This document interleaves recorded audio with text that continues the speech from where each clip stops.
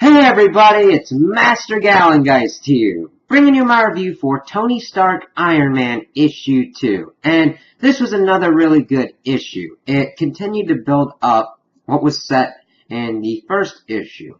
And it starts off and we see that Rhodey is having a nightmare of all the times he's been in the Iron Man suit and how it's made him claustrophobic and how he's always dying in it as he wakes up at like 3 in the morning. We then switch over. We see everybody else kind of getting ready for their day. Rhodey getting into his mindset. Andy jamming out to Tony's mother's music and just having a good old day. Yokasta getting ready and everything and talking with her significant other.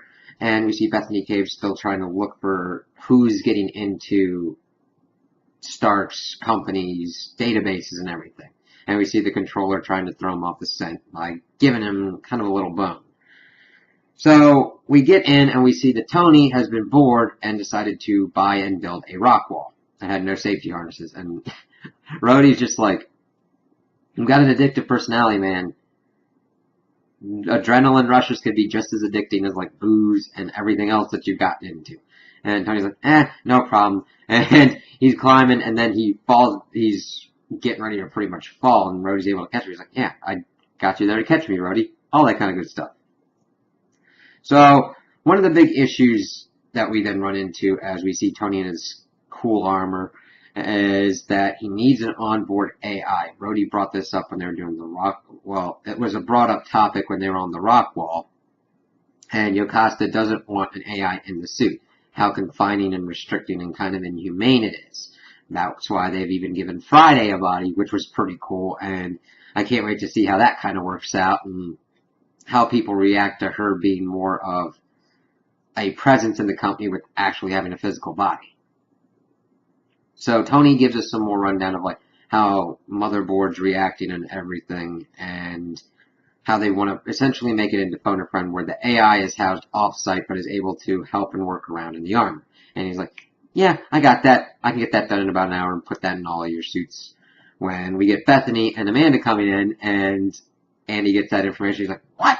Okay, this place is pretty cool. And Bethany lays out that this company,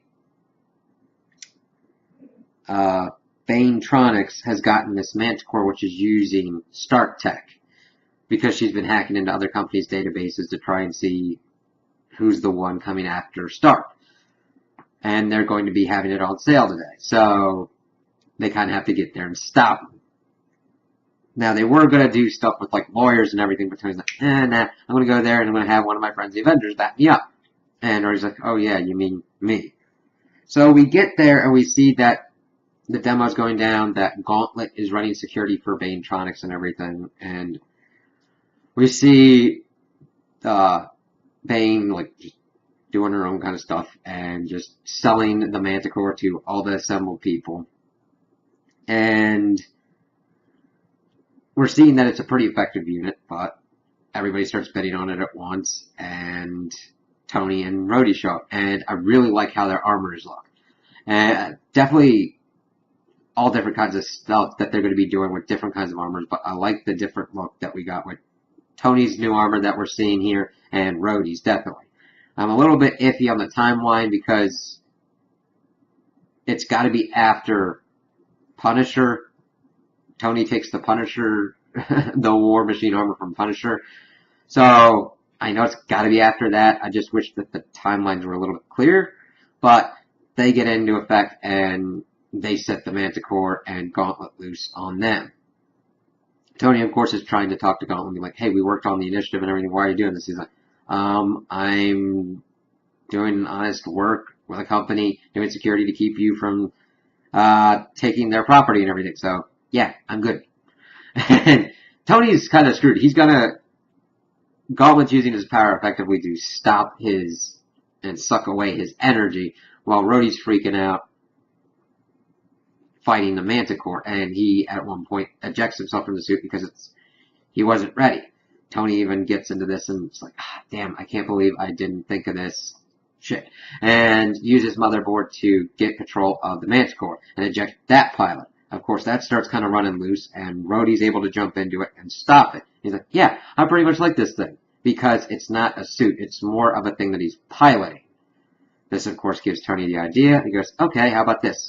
You and I sit down, and I buy this from you. And she's like, yep, all right.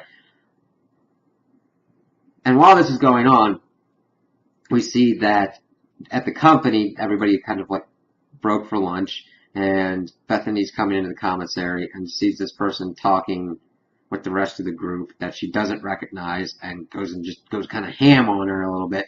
But we find out that it's Yocasta in disguise, because she kind of just wanted to blend in and understand the humans. We see that as after everybody's been taught, we got everything done with Tony and Rhodey. She's at home and explaining what happened to her lover, who we find out is Machine Man. And she wants to take part of Project Escape, and he's very leery of Project Escape, that it could mean the end for their kind. So it's kind of weird, because Tony's been acting like he wants to do right by artificial beings. So it's kind of an interesting perspective that he's saying that it would be the end for them, their kind. So I want to know why he kind of feels like that, because he's really antagonistic against the idea, but Yocasta kind of wants to use it to understand and live among the humans a little bit better. So I'm intrigued to see how that kind of pans out. So we get to the end, and we see Tony and Rhodey are kind of talking, of course, just pretty much getting up into the right headspace. Rhodey's saying, you didn't have to buy this for me, and Tony's like, yeah, I did, and Rhodey's like, yeah, and Tony goes, well, there's something I need to tell you. I checked everything out, your body's fine, but I think I came back wrong. So that's a hell of a way to kind of end it, being like, okay, why does Tony think he's wrong, and what's going on with that? So I kind of like that tease to see what other kind of problems Tony would have to deal with, since him and Rhodey have been rebooted in their bodies, and what that actually entails. So those are my opinions on the issue. Tell me what you guys think in the comments below. If you liked it, if you didn't like it, if you agree with me, if you disagree with me. Also like and subscribe, and I hope you have a good day.